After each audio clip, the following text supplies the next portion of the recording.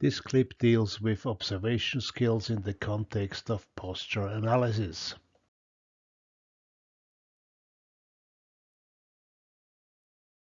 We will discuss what to look at and when to look at something when observing your client's posture.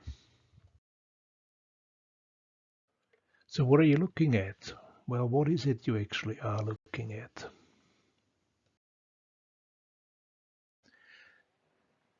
Generally speaking, we observe how the clients move, how they walk, how they move their upper and lower extremities, how they stand up or sit down, for example.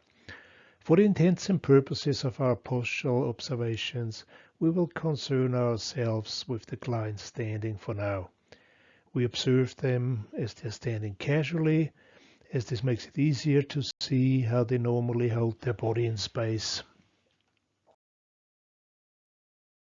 And we will put them into a reproducible position as well against the grid with a plumb line in front. For the reproducible position, we will put their feet in alignment with markers on the floor, so they always are in the same position. More about setting up the client for posture analysis in another clip. And what is it now we are actually looking for? Well, predominantly we're looking at landmarks. And that can be anatomical landmarks like the eyes, muscle bulk, or bony landmarks such as the clavicles or the knees, for example.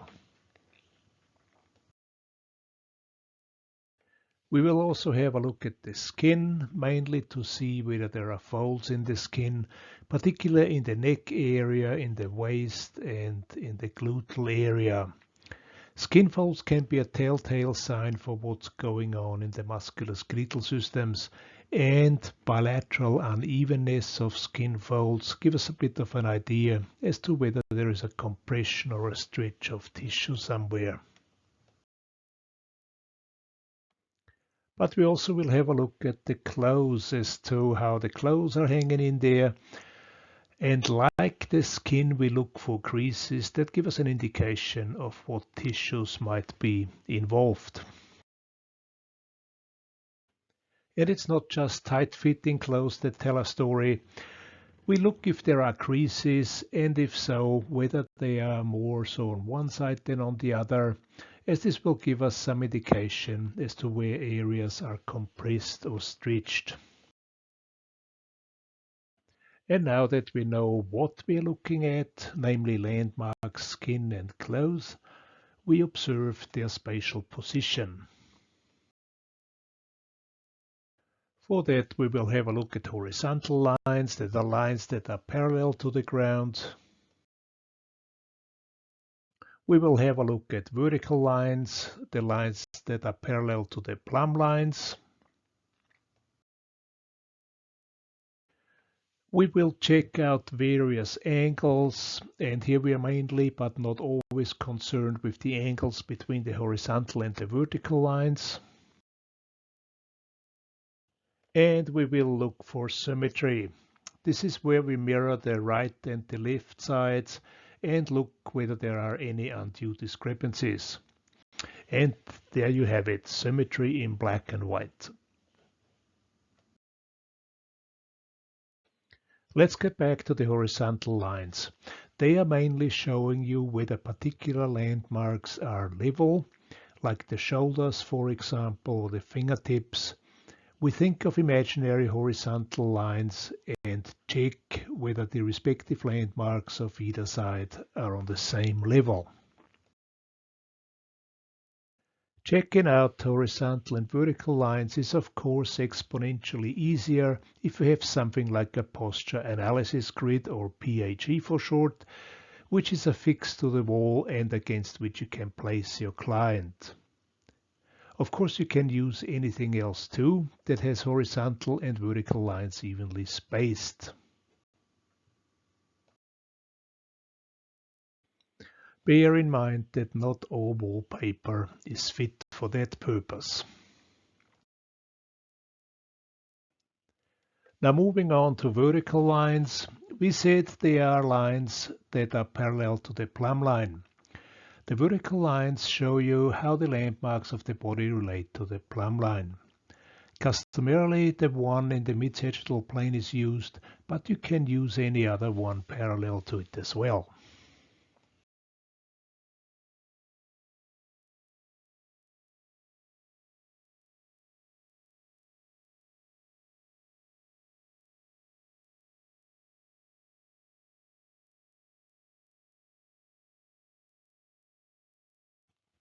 We have a look whether certain landmarks are on the plumb line, like here in an optimal posture, the sternal notch, the xiphoid process and the navel are on the plumb line.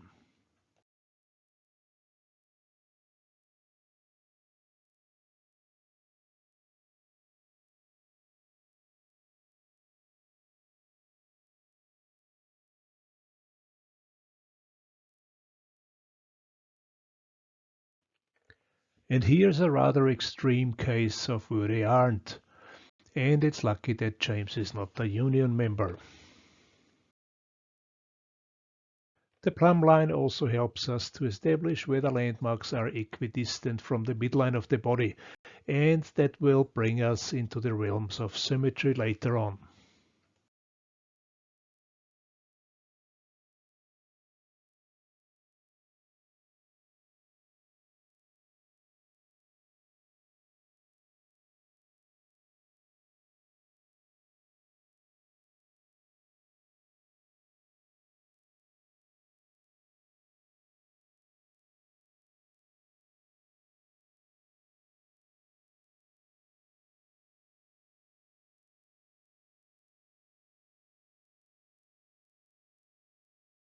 We can see that the arrows are of the same length here.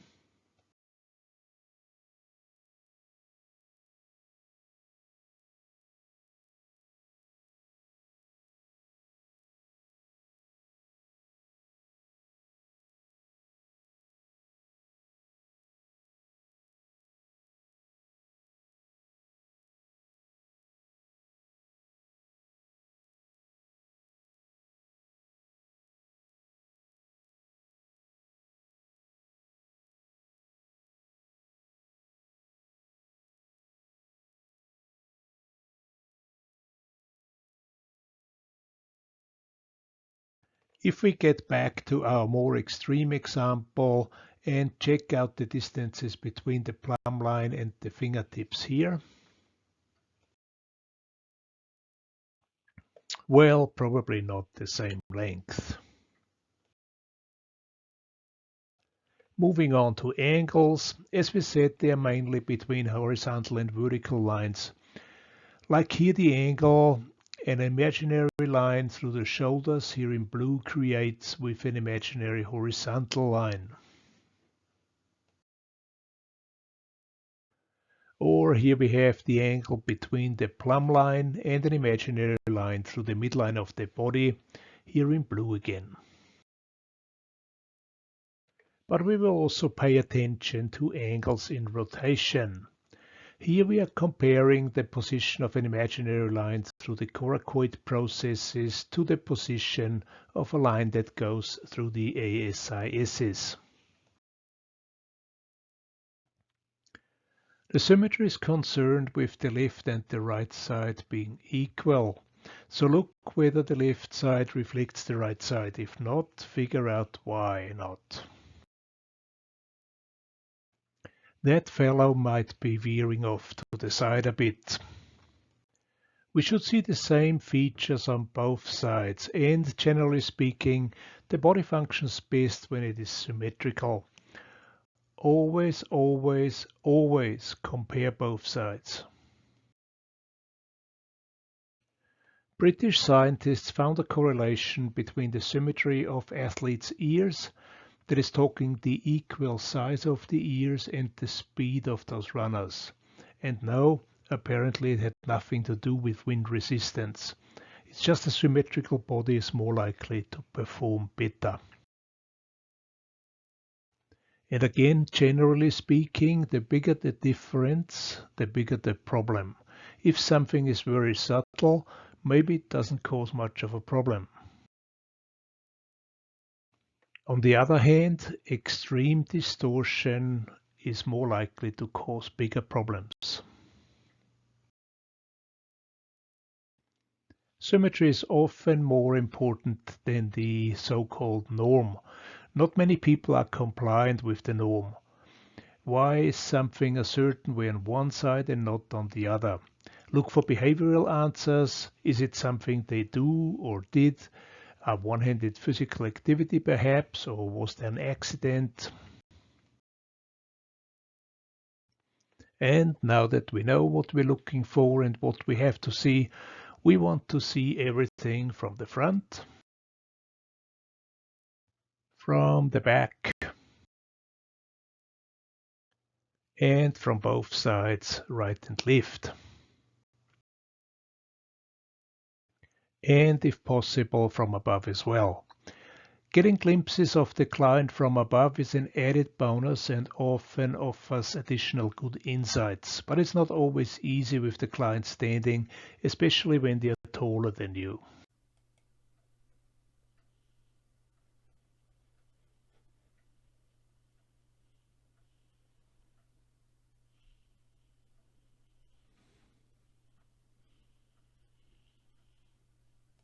Put yourself into a position where you can take it all in.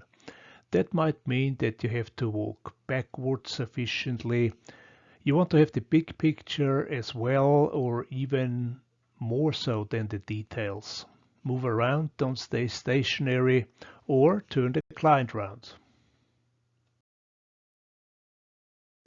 And if you can do all that against the posture analysis grid in the background and the plumb line in the front of the client, you'll be going places.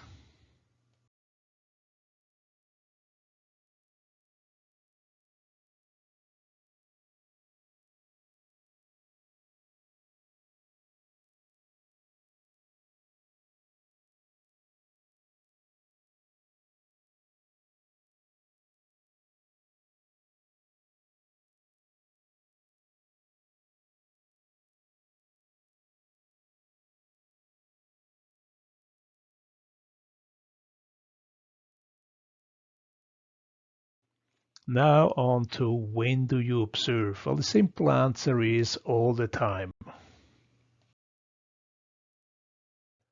Watch your clients move from the word go. That may even include the time before they are in your clinic and before you start the actual observation. Take a glimpse at your clients as they're crossing the car park or as they're walking down the corridor. Pay attention as to whether they're carrying a bag and where they carry the bag and how they hold your body. When you pick them up from reception, how do they sit? Observe how they get up from a seated position. When you greet them, how do they stand? When you go with them to the treatment room, walk behind, observe their gait, see whether you can see anything out of the ordinary. In the treatment room, watch them how they stand or position themselves there. Most clients will not be able to stand in the so-called normal position effortlessly. Many will be able to do it, but will have to come up with quite some effort to do so. Then, for the more formal part, conduct the interview or parts of the interview standing. Put the clients into a relaxed position. That makes it easy for you to observe the posture from all angles. Once you've gathered this initial information, put them into a more reproducible position, but more of that in another clip. Sometimes you see most at first glance. Don't wait till you officially start observing. Trust your first impressions. Pay attention to detail and start building a database in your brain.